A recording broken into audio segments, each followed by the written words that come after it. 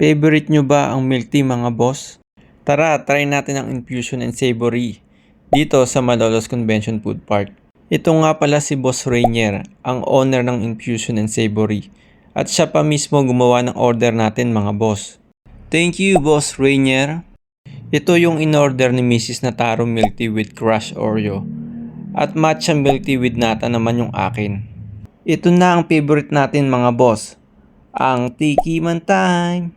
Tikman muna natin yung in-order ko na matcha milk tea with nata. Basta matcha mga boss. Matcha wrap.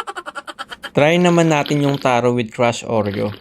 Naku mga boss, walang tataro sa sarap. Pero seryoso mga boss. Masarap talaga yung parehong milk tea na in-order namin. Sakto lang sa tamis. At ang lambot ng pearl at ang dami pa ng add-ons. Hindi tinipid. Swak pa sa budget. Kaya try nyo na mga boss. Meron pa silang loyalty card. Kapag bumili kayo ng isang milk tea, equivalent sa isang sticker na. At kapag nakumpleto nyo mga boss, may free na kayo na isang 16-ounce milk tea. Ang dami pang flavors na pagpipilian. Best seller daw nila yung taro, matcha, okinawa, winter melon at hazelnut. Ito, tinuruan pa tayo ni Boss Rainier kung paano gumawa ng milk tea. I-shake-shake na natin mga boss. Ay wala pa palang naman. Practice lang.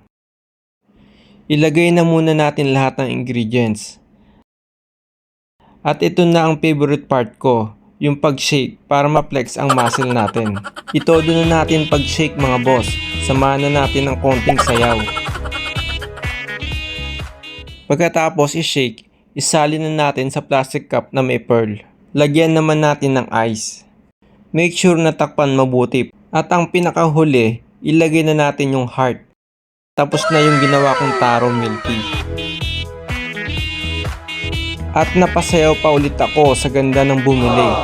Ayan, dumami na mga bumibili mga boss.